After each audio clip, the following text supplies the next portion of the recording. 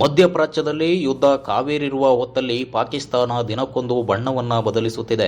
ಅಮೆರಿಕದ ತೀವ್ರ ವಿರೋಧದ ನಡುವೆ ಪಾಕಿಸ್ತಾನದ ಪ್ರಧಾನಿ ಶಹಬಾಜ್ ಶರೀಫ್ ಇರಾನ್ನ ನೂತನ ಪರಮೋಚ್ಚ ನಾಯಕ ಮೊಜ್ತಬಾ ಖಮೇನಿ ಅವರಿಗೆ ಅಭಿನಂದನೆಯನ್ನ ಸಲ್ಲಿಸಿದ್ದಾರೆ.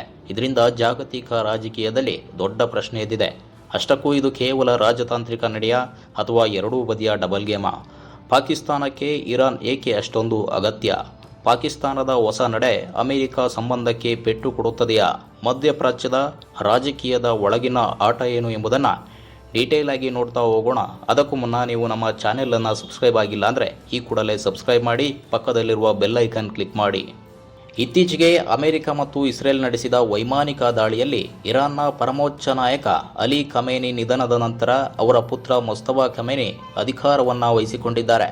ಈ ಬೆಳವಣಿಗೆ ಮಧ್ಯಪ್ರಾಚ್ಯ ರಾಜಕೀಯವನ್ನು ಸಂಪೂರ್ಣವಾಗಿ ಕದಲಿಸಿದ್ದು. ಈ ಸಂದರ್ಭದಲ್ಲೇ ಪಾಕಿಸ್ತಾನದ ಪ್ರಧಾನಿ ಶಹಬಾಜ್ ಶರೀಫ್ ಟ್ವಿಟರ್ನಲ್ಲಿ ಪೋಸ್ಟ್ ಮಾಡಿದ್ದು ದೊಡ್ಡ ವಿವಾದಕ್ಕೆ ಕಿಚ್ಚನ್ನು ಹಚ್ಚಿದೆ. ಶಹಬಾಜ್ ಶರೀಫ್ ತಮ್ಮ ಸಂದೇಶದಲ್ಲಿ ಇರಾನ್ನ ನೂತನ ಪರಮೋಚ್ಚ ನಾಯಕರಾಗಿ ಜವಾಬ್ದಾರಿಯನ್ನು ವಹಿಸಿಕೊಂಡಿರುವಂತಹ ಮೊಜ್ತಬಾ ಖಮೇನಿಗೆ ಅಭಿನಂದನೆಯನ್ನು ಸಲ್ಲಿಸಿದ್ದಾರೆ. ಅವರ ನೇತೃತ್ವದಲ್ಲಿ ಇರಾನ್ ಶಾಂತಿ, ಸ್ಥಿರತೆ ಮತ್ತು ಸಮೃದ್ಧಿಯತ್ತ ಸಾಗಲಿದೆ ಎಂಬ ವಿಶ್ವಾಸವನ್ನು ವ್ಯಕ್ತಪಡಿಸಿದ್ದಾರೆ.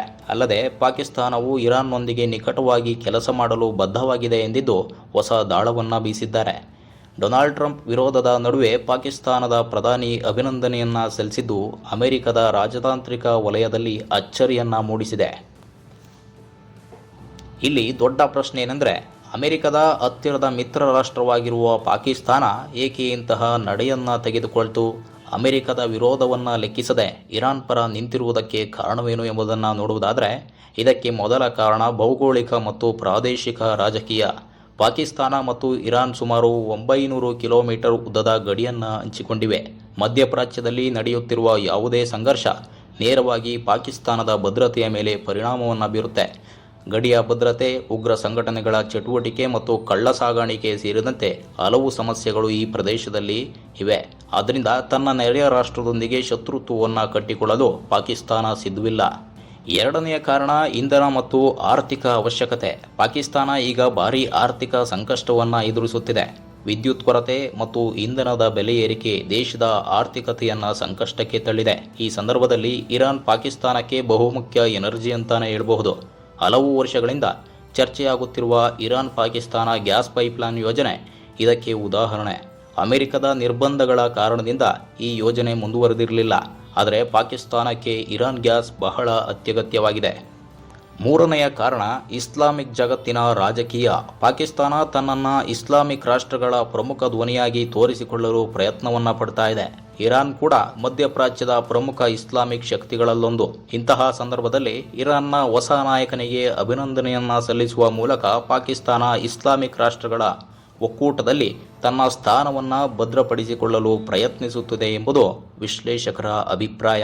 ಸ್ನೇಹಿತರೆ, ಇಲ್ಲಿ ಪಾಕಿಸ್ತಾನ ಎರಡು ಬದಿಯ ರಾಜಕೀಯ ಡ್ರಾಮಾವನ್ನ ಮಾಡ್ತಿದೆ. ಒಂದು ಕಡೆ ಅಮೆರಿಕದೊಂದಿಗೆ ರಕ್ಷಣಾ ಸಹಕಾರ ಒಪ್ಪಂದ ಮತ್ತು ಆರ್ಥಿಕ ನೆರವಿನ ಮೇಲೆ ಅವಲಂಬಿತವಾಗಿದೆ. ಇನ್ನೊಂದು ಕಡೆ ಇರಾನ್ ಮತ್ತು ಚೀನಾ ಜೊತೆಗೂ ಸಂಬಂಧವನ್ನ ಬಲಪಡಿಸಿಕೊಳ್ಳಲು ಪ್ರಯತ್ನವನ್ನ ಪಡ್ತಾ ಇದೆ. ಜಾಗತಿಕ ರಾಜಕೀಯದಲ್ಲಿ ಈ ರೀತಿಯ ಸಮತೋಲನವನ್ನ ಕಾಯ್ದುಕೊಳ್ಳುವುದು ಪಾಕಿಸ್ತಾನದ ಹಳೆಯ ರಾಜತಾಂತ್ರಿಕ ತಂತ್ರವಾಗಿದೆ. ಆದರೆ ಈ ನಡೆ ಅಮೆರಿಕದೊಂದಿಗೆ ಪಾಕಿಸ್ತಾನದ ಸಂಬಂಧಕ್ಕೆ ಪೆಟ್ಟು ಬೀಳುತ್ತದೆಯಾ ಎಂಬ ಪ್ರಶ್ನೆ ಈಗ ಉದ್ಭವಿಸಿದೆ. ಪಾಕಿಸ್ತಾನ ಕಳೆದ ಹಲವು ದಶಕಗಳಿಂದ ಅಮೆರಿಕದ ಪ್ರಮುಖ ಮಿತ್ರ ರಾಷ್ಟ್ರವಾಗಿದೆ. ವಿಶೇಷವಾಗಿ ಭಯೋತ್ಪಾದನೆ ವಿರುದ್ಧದ ಯುದ್ಧದಲ್ಲಿ ಅಮೆರಿಕ ಪಾಕಿಸ್ತಾನಕ್ಕೆ ದೊಡ್ಡ ಪ್ರಮಾಣದ ರಕ್ಷಣಾ ಸಹಾಯ ಮತ್ತು ಆರ್ಥಿಕ ನೆರವನ್ನು ನೀಡಿದೆ. ಪಾಕಿಸ್ತಾನ ಮತ್ತು ಅಮೆರಿಕ ನಡುವಿನ ರಕ್ಷಣಾ ಮತ್ತು ಆರ್ಥಿಕ ಸಹಕಾರ ಹಲವು ದಶಕಗಳ ಇತಿಹಾಸವನ್ನು ಹೊಂದಿದೆ.